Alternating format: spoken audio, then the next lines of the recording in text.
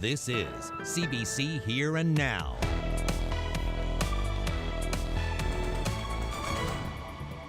As we expected, we are starting to find cases outside of the metro area, spreading through the Avalon and beyond into other regions of the province.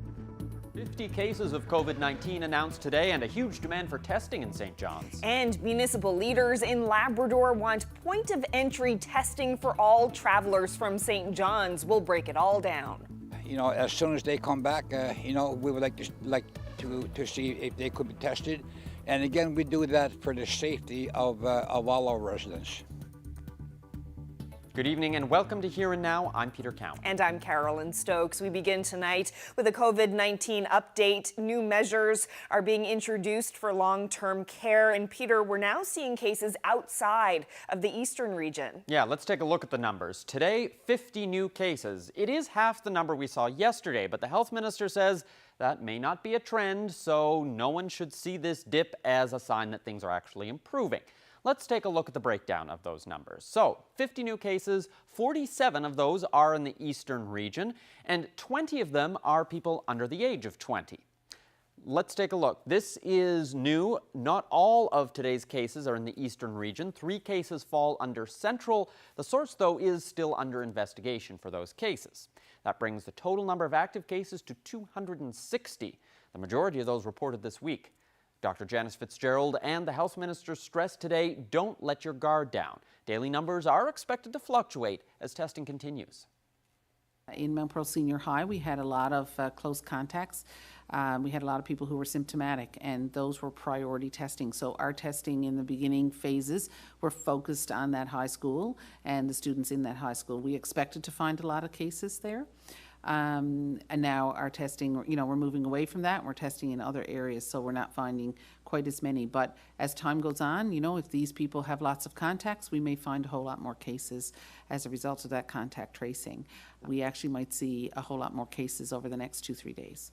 So we really can't read anything into these numbers right now.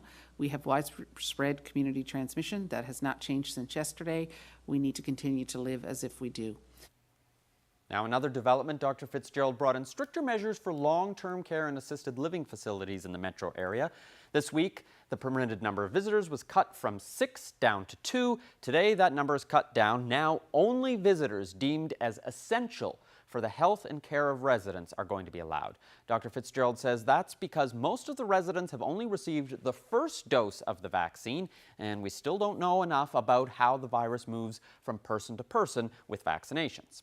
Meanwhile, widespread testing at a seniors' home in Springdale is expected to be finished by Sunday. Everyone at Valley Vista Home is being tested due to a positive case in Central.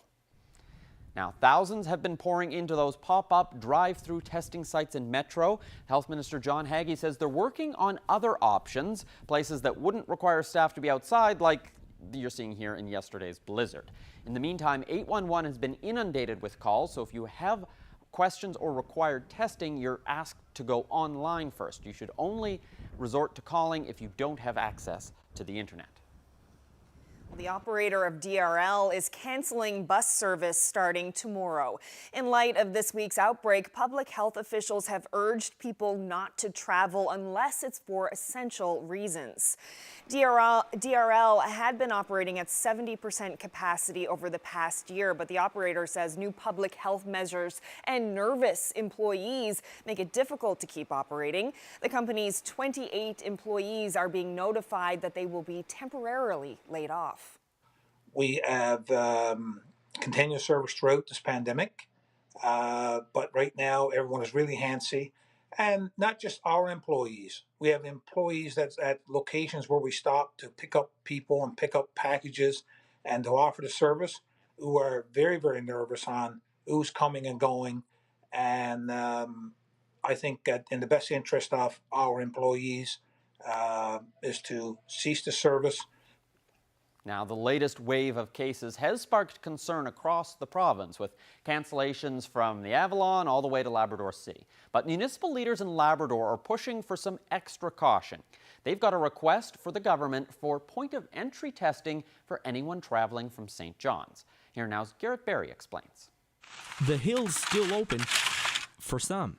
Our immediate response to the outbreak in St. John's was to suggest that anyone who'd been in St. John's or on the Avalon Peninsula in the last 14 days from when they shut it down, that they basically not come to Smoky Mountain. In Lab West, there's lots of travel to the capital, so this is not the easiest or the strictest decision. We're not changing the rules. We're just asking, for people to be a little bit courteous if they haven't figured out where they stand yet. By next week, he says it might change again. But across Labrador West, there's a lot of this. Restaurants and stores saying, if you've been to town, please stay away. We're very lucky to live the way we live. So I think the general response is let's not waste that. Let's continue to have this, this charmed COVID existence that we've lived. Yeah. And locals are making sacrifices too. At Smoky Mountain, classes and programs have been canceled. Here in Happy Valley Goose Bay, Town Council has taken similar steps. The Arts Center, the Curling Club, and this arena have been shut down. Mayor Wally Anderson is pushing for even more.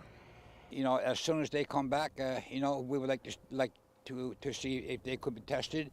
And again, we do that for the safety of all our residents. He made that request just this morning, to have COVID tests for travelers from the metro area heading to Labrador. I think anyone coming to Labrador, that all residents would feel the same way, that we want them tested. And on the other hand, if there's a big cluster here in Labrador, I'm sure that the residents on the island would have every right to ask that residents coming to the island of Newfoundland be tested. There's already a huge demand for testing in the province because of the outbreak in St. John's. Many who've been exposed are waiting days to get tested. Anderson says he's just trying to do everything he can. Well, we're one of the communities that have not received the vaccine yet. And, I guess everybody thought that we were all safe. And look at what happened. The restrictions are rolling out. Vale has stopped flying people into Voisey's Bay. Anderson says he doesn't expect an answer to his request until Monday. Here at Barrie, CBC News, Happy Valley Goose Bay.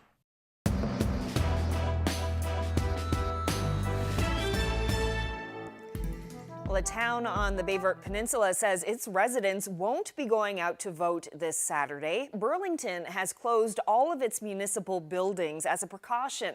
While there are no confirmed cases of COVID-19 in the community, Mayor George Kelly says the aging population in the area prefers to play it safe. He's refusing to let the town hall be used as a polling station.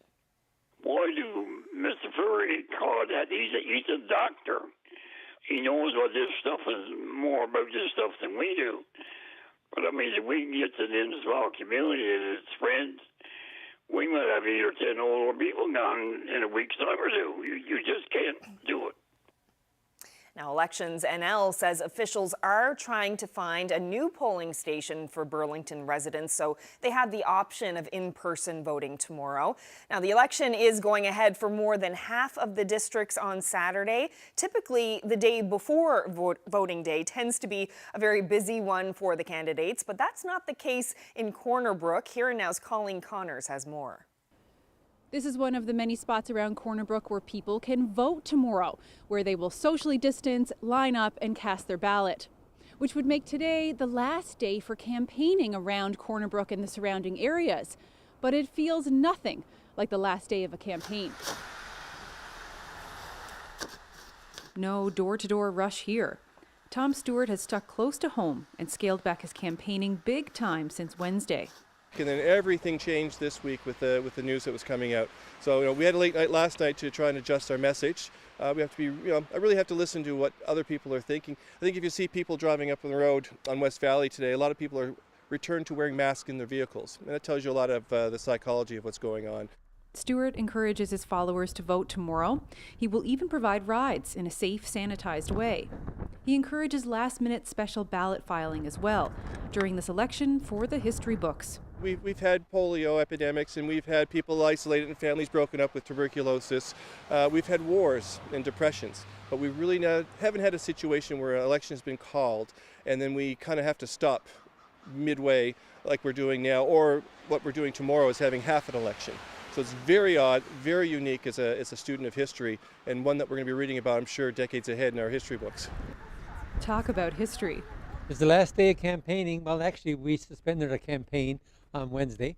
I've been at this now 32 years and running, and this is the most difficult time that we had to run, and it's so different.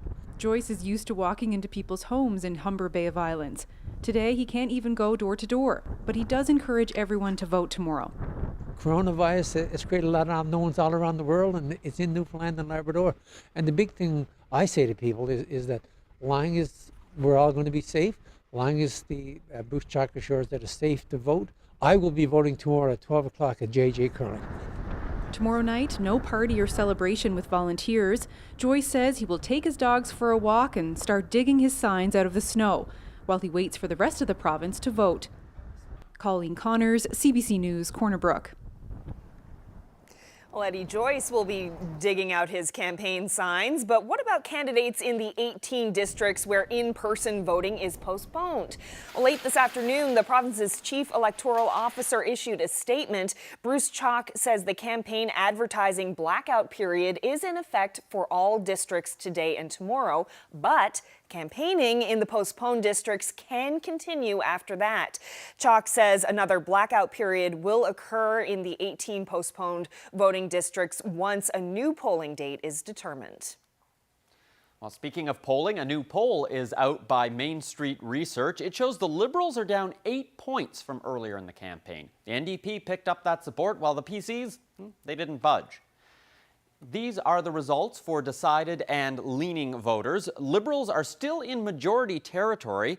996 people were surveyed on Tuesday and Wednesday this week. So that's after the COVID outbreak was announced. The margin of error is 3.1%, 19 times out of 20. The head of Main Street Research will break it all down, including some seat projections about what he thinks is possible. It's coming up in about 20 minutes on the show.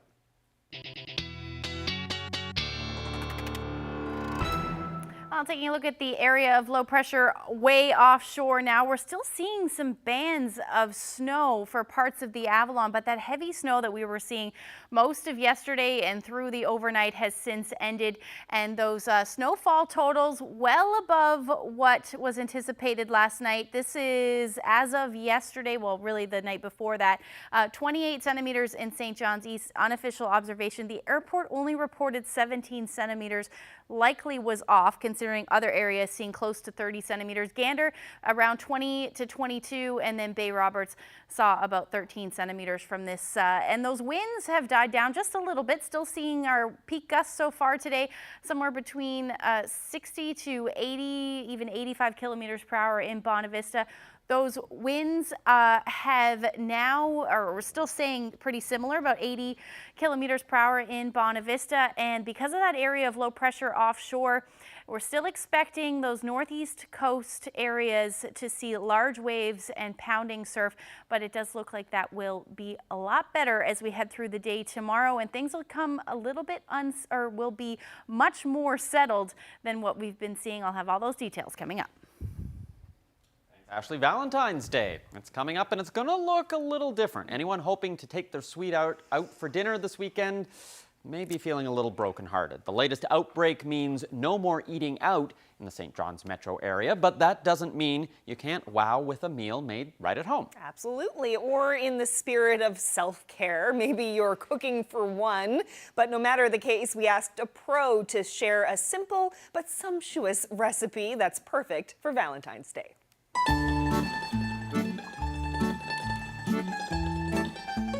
Now this Valentine's Day, we may not be able to get out to a restaurant. So why not be the chef in your own kitchen? I have the perfect dish that you can make for you and your honey, and it's a seafood linguine. Tutto mare, the Italians say, everything from the sea. We'll start with the linguine. So get yourself a large saucepan, add a couple of liters of water and a teaspoon of salt. Bring that water to a boil and add some dry pasta.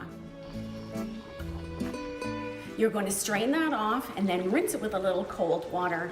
Toss in a couple of tablespoons of olive oil just so it doesn't stick together. Now we're going to make the sauce. So get yourself a large frying pan. You're going to add about 3 tablespoons of olive oil into the pan and heat that up. The onions that you've already pre-prepared, about 1/4 cup diced, you're going to put those in as soon as the heat is ready. Then you're going to add the carrots at the same time and let that all cook and let them get a little soft with the onions. Add then some mushrooms and the garlic. You're going to add 1/2 cup of cherry tomatoes that you've cut in half and 1/4 cup of white wine. The white wine you're drinking is what you should put into the pan. Let that all simmer for about 5 minutes. If it gets a little dry, add a little stock to it to bring back some of the liquid. You're then going to add 1.5 cups of seafood, your choice. We're going to put some shrimp and some scallops in there, but if you have some mussels or lobster, even some cod, you can put that in there. Let that all simmer, then you're going to add your linguine in there, let that simmer for about 5 minutes. Toss that all, season with salt and pepper, make sure you taste your dish before you serve. Get yourself a couple of pasta bowls, distribute the linguine between the two, topping with the vegetables and the seafood. Shave yourself a little Parmigiano Reggiano and top with a little bit of parsley. Now, this Valentine's, you're the chef in your own kitchen.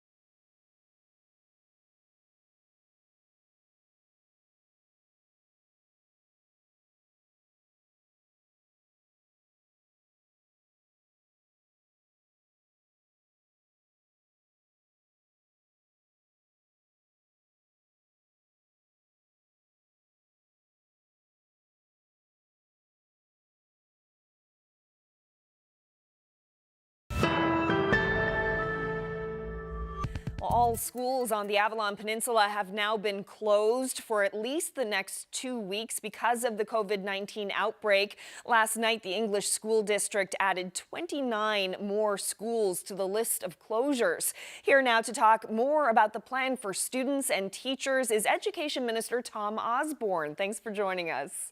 My pleasure to be here. So, Minister, we're seeing daily COVID numbers go up and up. The vast majority of cases in this outbreak are connected to the school system, people under the age of 20. What did you think when you heard the virus was being spread among students? Well, it's obviously concerning. I mean, first and foremost is the health and safety of our students and of our educators within the education system, the staff and employees of our schools. We are working through the issues to ensure that online learning is in place and can be carried out for our students and for our educators as well. Now, we know a lot of students from different schools have been mingling at sporting events and tournaments. And now that we're faced with this situation, do you think that it was a mistake to allow that to happen? Well, there was a large cry for those sporting events. You know, it was obviously in consultation with public health and the Chief Medical Officer of Health. There's always a balance in addition to the educational needs of our children and to ensure that they have the proper learning. There's also the mental health and physical health, and that factors in as well. And during the pandemic, the earlier shutdown of schools, where schools were shut down for 2.5 months, we'd heard from the Pediatric Association of Canada that many of, they'd seen signs of social and emotional concerns in our children. So there is a balance, and we need to ensure that the educational needs are met, but also the mental health and physical health of our students as well. So we try to balance things out. The first half of the school year, we got through without any real concerns. Unfortunately, we knew that there was always a risk with the school year open, as there is a risk whether you're in a supermarket or a shopping mall.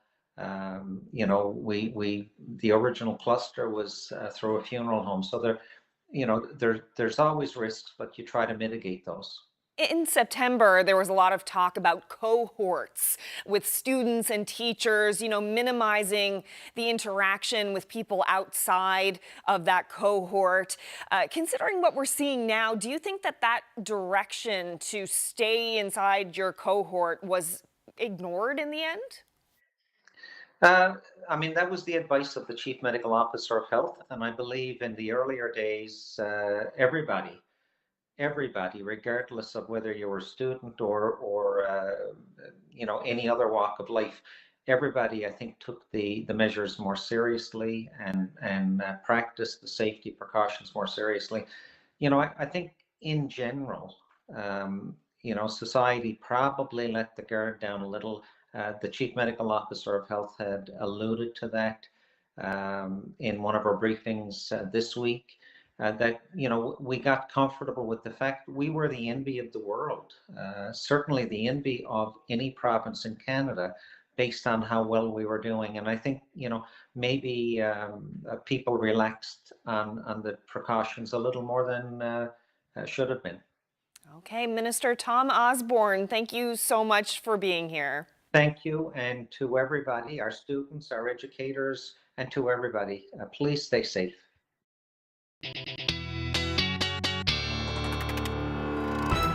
All right, time for a look at the weather, and Ashley, it was much milder today than it was yesterday. And much nicer today than it was yesterday at this time, for sure. Temperatures back up to hovering around the 0-degree mark. You can certainly feel it if you were outside shoveling from last night. Let's take a look at those numbers. Certainly here in the east, 0 degrees for St. John's, -1 in Terra Nova, Gander, similar temperature. And then on the plus side of the mercury, as you head towards the west coast, and then those temperatures in the minus minus double digits for parts of Labrador and minus single digits for the coast. That's where we're sitting still, and we're dropping a few degrees, and we'll continue to do so as we head through the overnight tonight. Taking a look at the satellite radar, you can see those bands of precipitation down for mainly the Avalon. We were seeing them a little bit earlier for the northern ports. We're starting to see some more, but the heavier bands have synced south. And we're still looking at the potential for some flurries overnight tonight, certainly, as that area of low pressure is still affecting the weather for the northern portion, Bonavista North, Bonavista Peninsula, as well as the northern Avalon. Some onshore flurries for coastal areas of, or at least the west coast of the island, and then we're still seeing some scattered flurry activity up through most of Labrador, but that will end as we head through the overnight tonight, certainly in Lab West, and then the flurry activity will eventually end as we head into the early morning hours as that low continues to pull all of that snow with it. And then onshore flurry activity will continue into the early morning hours for the west coast. Not anticipating to see too much in the way of accumulation, less than 5 centimeters certainly, but temperatures again into the minus single digits overnight tonight. You're going to see your winds ease in the west, but it's going to stay breezy tonight for anywhere really along the northeast coast. We're looking at northwesterlies 50 to 70 kilometers per hour. And again, that pounding surf and large waves continuing overnight tonight. Temperatures will dip into the minus 20s again for Lab City tonight, and starting to see that cooler air filter in through central and northern Labrador as well, and coastal areas. You're looking at temperatures around mid-minus single digits as we head through the overnight. Tomorrow, things finally quiet down. It is going to stay breezy still for the east, just because we're still going to see the effects from that area of low pressure. So 40 to 50 kilometer per hour northwesterlies expected, but otherwise winds along the west coast will be fairly light, but again, still in that onshore flow. So we're probably going to see some onshore flurries for most of the day. A little bit more sunshine in the mix, but still looking at that potential for some scattered flurries through most of the afternoon. And then up through Labrador, nice and sunshine anyway. Few cloudy periods for central and coastal areas again, with the potential for a few flurries, but that will end as we head through the day as a ridge of high pressure moves in, and that means some cooler temperatures will move in right along with it. So tomorrow, temperatures up for Labrador, mostly into the minus double digits. A little bit more cloud cover for Cartwright, but temperatures still into the minus single digits, and then similar temperatures about -2, -3 across the island. Not a whole lot happening, and again, those breezy winds expected for eastern areas. Now, as we head into Sunday, again, another quiet day, mainly sunny, expected up through portions of Labrador. We're going to see some sunshine in the mix for the island as well.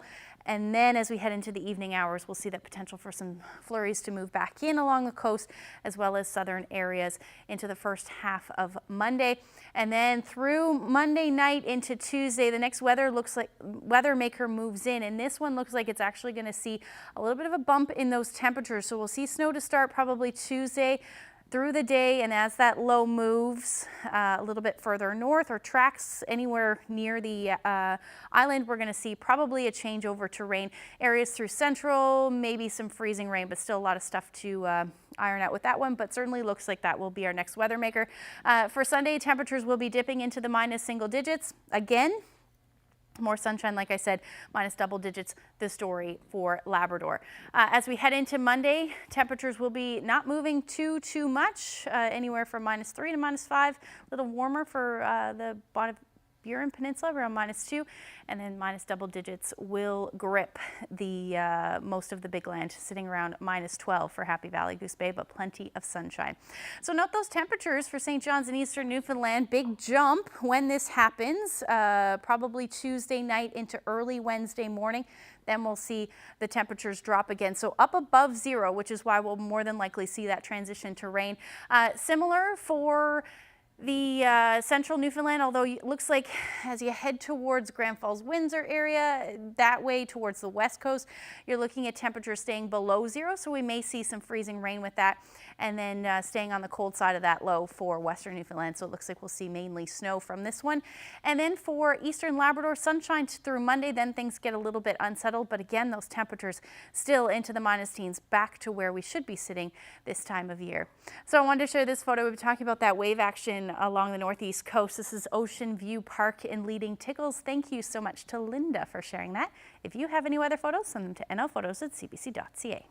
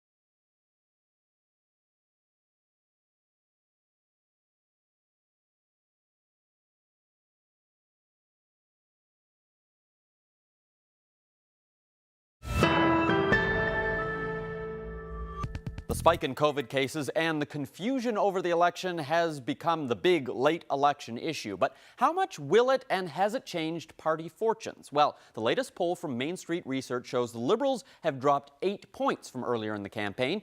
But the PCs aren't picking up that support. It's going to the NDP. Keto Maggie is the head of Main Street, and he's with us from Ottawa. Thanks for joining us. Thanks for having me. This poll was done earlier this week as those COVID numbers were starting to climb. How much do you think that that's impacted the results here for especially the Liberals? Yeah, it was conducted on the 9th and 10th, I guess a day and 2 days after the outbreak. It's definitely changing the landscape a little bit. Prior to this, if you saw our first poll, from the end of January, nearly 2/3 of voters at that time were telling us, I think it was 62%, telling us they were going to vote Liberal. And among those who said they'd already voted by mail, it was over 70%. And then now we're seeing that 8-point drop overall. We're also seeing the other parties catch up in terms of among those who said that they'd already voted, although the Liberals still have a very significant lead. Among those who voted by mail-in and among those who said they voted in the advance poll. So we know those chunks. How does it play out? This is still majority territory at the end of the day. I don't know if I'm going to be publishing these seat projections just yet. We're going to wait to see what, but at least by my count, this is a minimum of 24 seats. For the Liberals, an absolute ceiling of about 8 seats for the PCs, 3 seats for the NDP, and 3 independents. That's how I see it. But the Liberals could get as high as 33 seats. Again, we don't know how things are changing between now and when the election takes place. You seem pretty confident that the Liberals are still in majority territory. A lot of the people on the ground seem to feel like this is kind of a minority situation, that's the vibe when you look at the individual races and some of those matchups. Where's that disconnect coming from, do you think? Well, I think what people are forgetting, this week is not like last week. It's very different this week.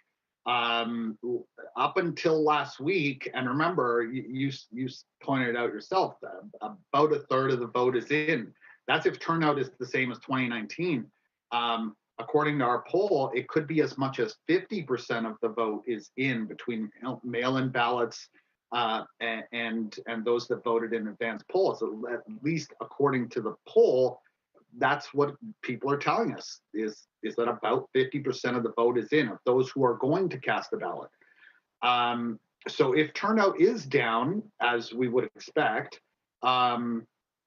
those votes are already in the bank, with the Liberals having an overwhelming, lead, 35 points, 40 points in among those ballots. Well, interesting. Thanks so much for joining me, and we'll all be watching to see what happens from here.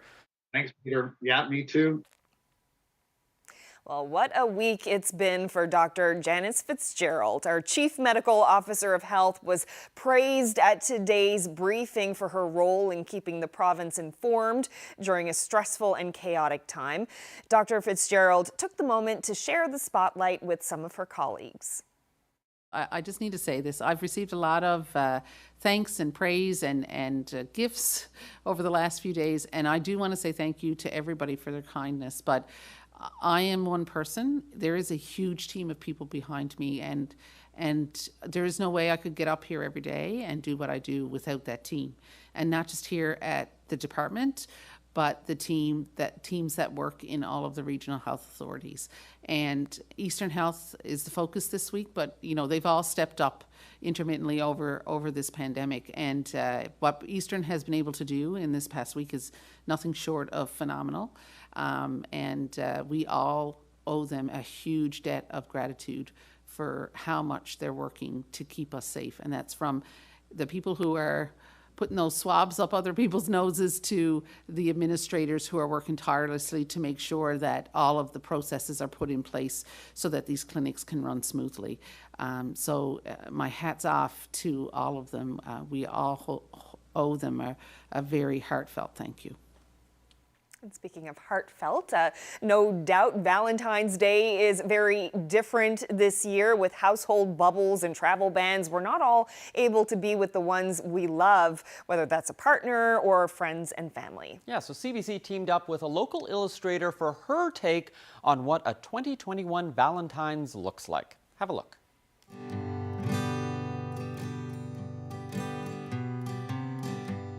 Hi, I'm Molly Margaret. I'm an illustrator living in downtown St. John's in Newfoundland.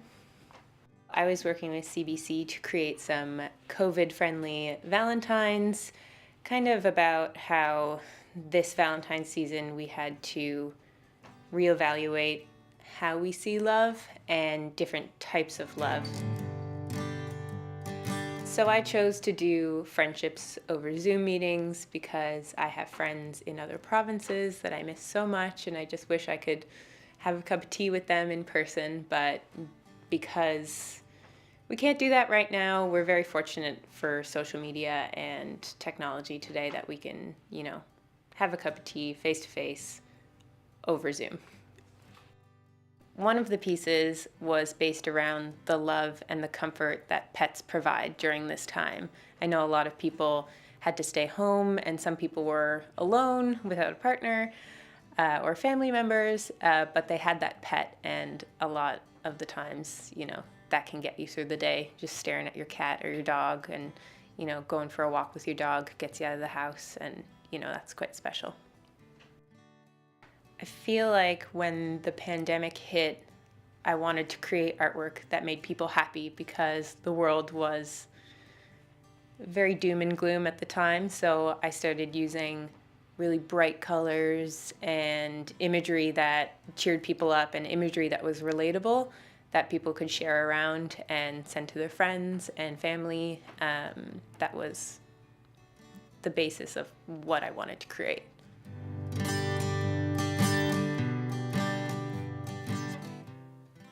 Nice. And thanks to the CBC's Mike Sims and artist Molly Margaret for that story. Just ahead, they may not be sending each other any Valentines, but we've got our political veterans panel. They're going to weigh in on all the crazy election developments. We'll be right back.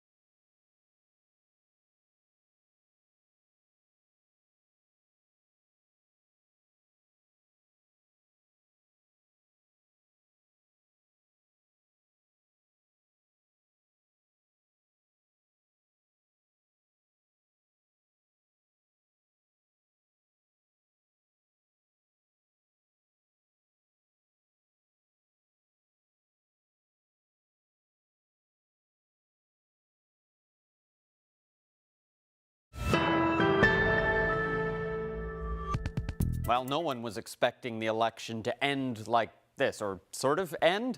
Half the districts or so are voting tomorrow, others postponed for who knows how long with rising cases of COVID. Safe to say there's never been an election like this. Let's get the perspective of our political veterans. Colin Holloway is a former Liberal MHA, Jerry Rogers, former NDP leader, and Sandy Collins, former PC cabinet minister. So, Colin, let's start with you. Who is helped, and kind of what's the impact going to be of all these changes we're seeing right before Election Day? Well, like you say, Peter, I don't think anybody anticipated, 4 weeks ago that this is where we were going to find ourselves today. Everything that's gone on this week, I think, is going to create all kinds of challenges for Andrew Furey in terms of trying to win this election. If you look back, even 2015, 363,000 voters, a little less than that in 2019. But what we're seeing is that voters over the last 3 elections have been voting out of anger. In 2015, it was over Muskrat Falls and the impending power rates. In 2019, it was about Budget 16 and, cuts of programs and services and tax increases. So here we are, we find ourselves, 2 years later. We don't have the Green Report. We got about 65,000 votes cast in special ballots and advanced poll. 18 districts, as you say, are not going to be voting tomorrow. Party platforms came out late. But with all this change, I think the real concern, and while the Liberals might have been polling high at the start or at the call of this election, I don't think that's the case now. I think the real issue for Andrew Furey is that can he still win government?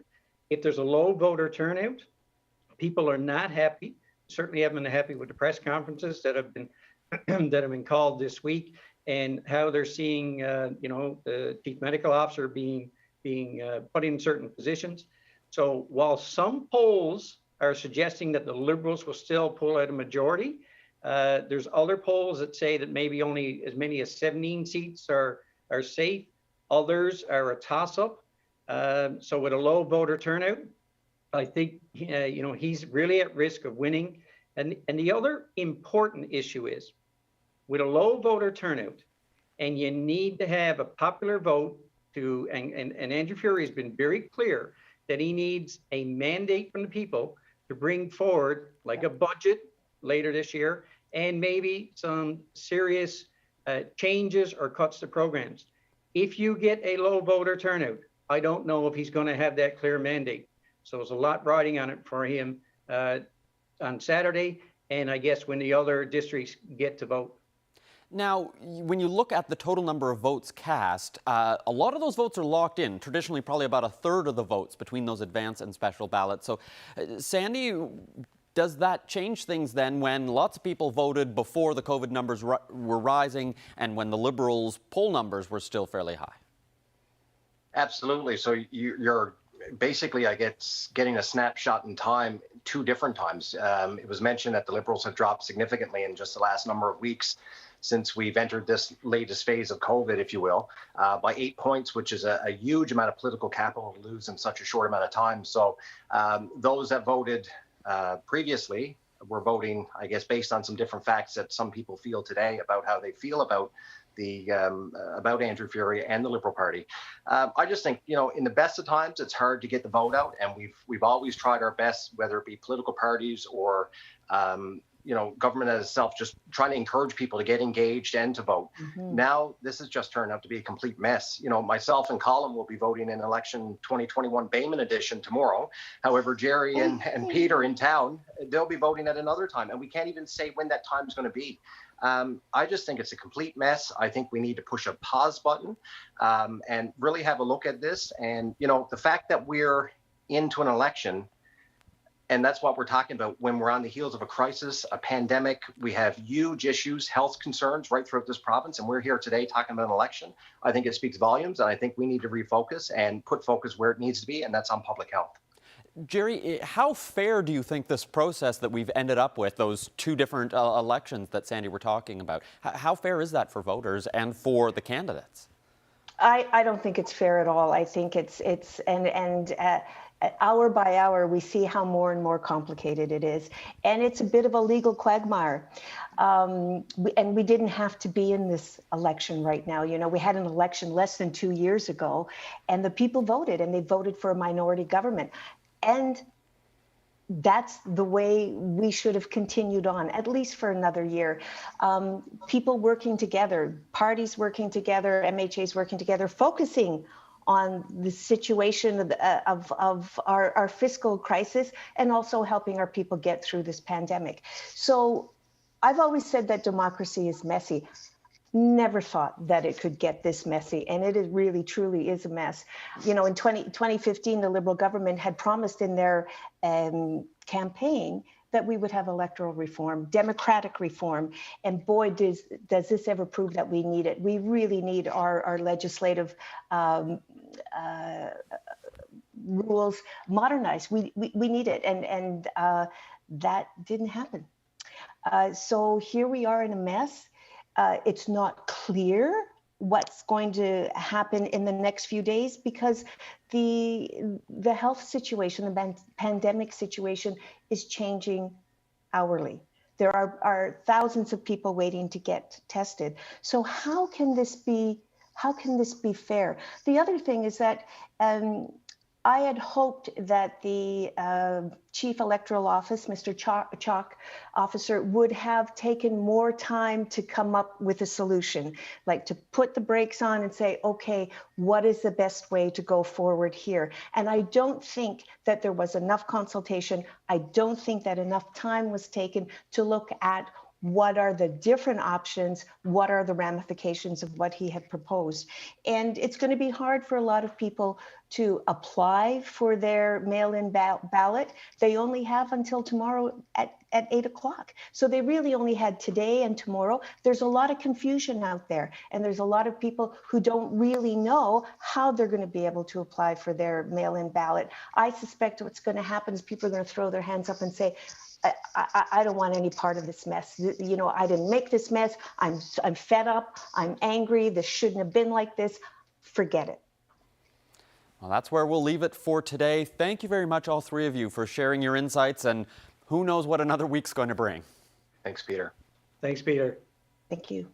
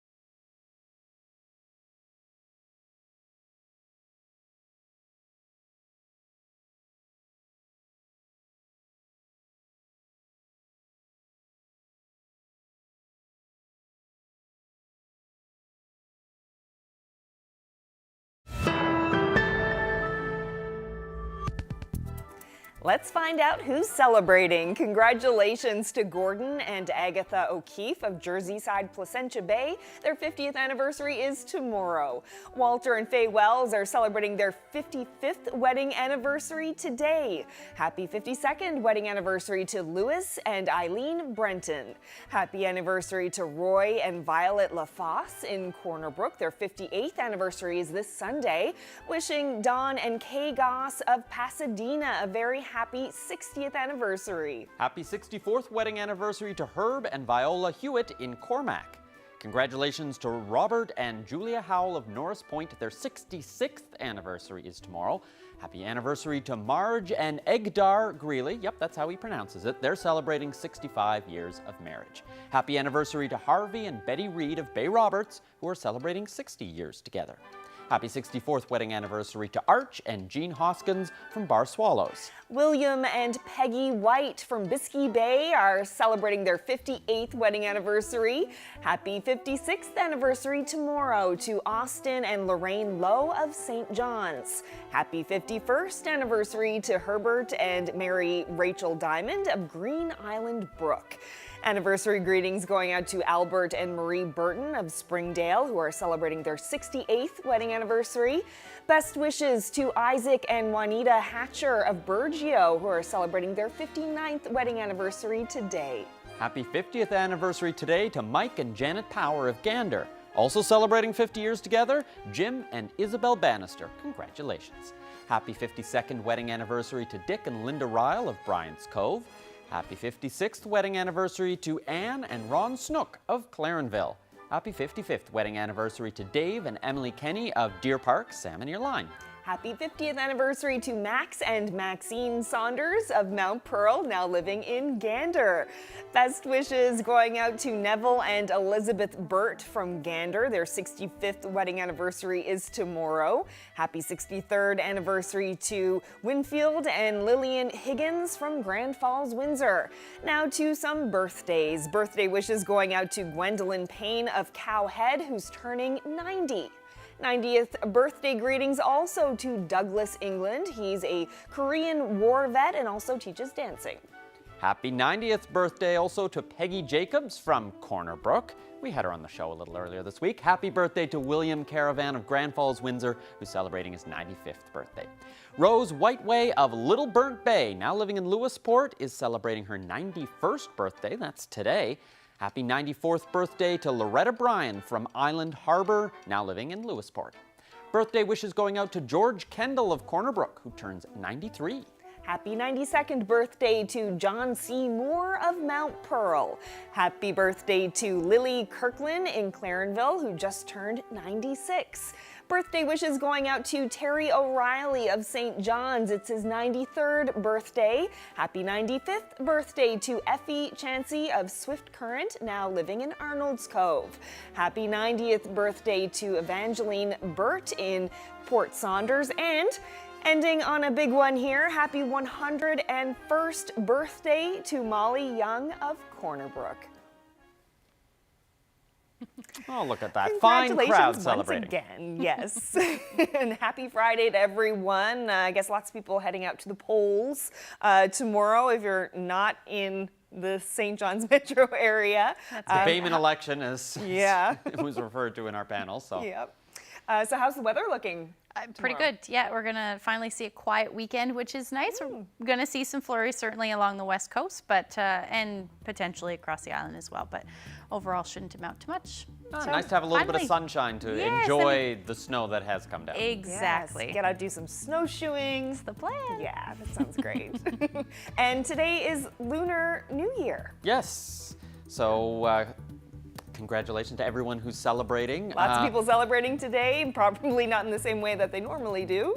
No, and probably not if you were the sort of person who wanted to go out and eat Chinese food to celebrate the Lunar New Year. You're probably going to want to do takeout with restaurants being closed. So yes, another thing that's changed because of COVID. Yeah, lots of takeout probably on Sunday as well.